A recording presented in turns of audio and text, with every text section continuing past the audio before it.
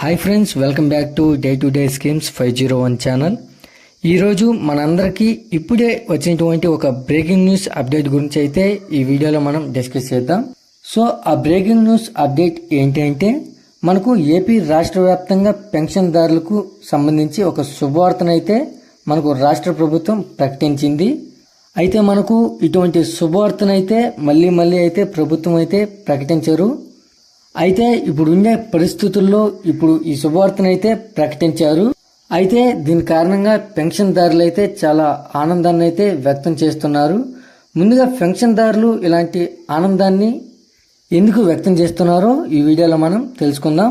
ముందుగా ఈ వీడియో కనుక నచ్చినట్లయితే లైక్ చేసి సబ్స్క్రైబ్ చేయండి. మనకు ఏపీలో సంబంధించి పెన్షన్ గురించి అయితే ఎప్పటికప్పుడు అయితే నేను అప్డేట్ అయితే ఇస్తుంటాను. అయితే మనకు గత ప్రభుత్వంలో ఎవరైతే పెన్షన్ పొందుతున్నారో వాళ్ళకి కొన్ని కారణాల చేత పెన్షన్ అనేది రద్దు చేస్తున్నారు. అయితే మనకు మన పెన్షన్ అనేది ఉందా లేదా రద్దు చేశారా అనే దాన్ని తెలుసుకోవాలంటే సింపుల్గా అండి, నేను ఈ వీడియో డిస్క్రిప్షన్లో అయితే ఒక లింక్ అనేది ఇస్తాను. దానిలో మీ పెన్షన్ కార్డ్ నెంబర్ అనేది ఆ నెంబర్ని మీరు ఎంటర్ చేసి ఒక క్లారిటీగా అయితే దాని వివరాలు అయితే తెలుసుకోవచ్చు.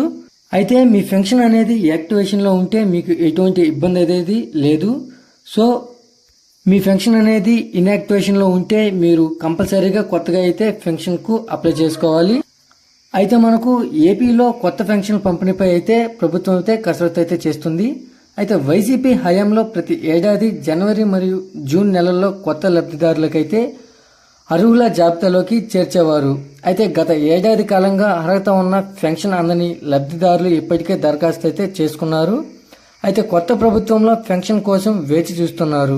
అయితే వీరి విషయంలో ప్రభుత్వం సానుకూలంగా ఉన్నా అయితే మనకు అక్టోబర్ నుంచి కొత్త పెన్షన్దారులకు పెన్షన్ అందించినట్లు స్పీకర్ అయ్యన్న పాత్రుడు అయితే మనకు వెల్లడించారు.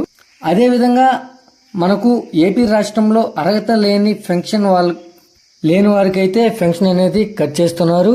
అయితే మనకు కొందరు దివ్యాంగ పెన్షన్లు నకిలీ ధృవపత్రాలతో పొందుతున్నట్లు గుర్తించారు. ఇటువంటి వారికి ప్రభుత్వం తాజాగా నోటీసులు కూడా జారీ చేస్తుంది. అయితే నకిలీ ధృవపత్రాలను గుర్తించే ప్రక్రియ ప్రారంభించింది. అయితే రాష్ట్రంలో 8 లక్షల మంది దివ్యాంగ పెన్షన్లు అయితే అందుతున్నారు.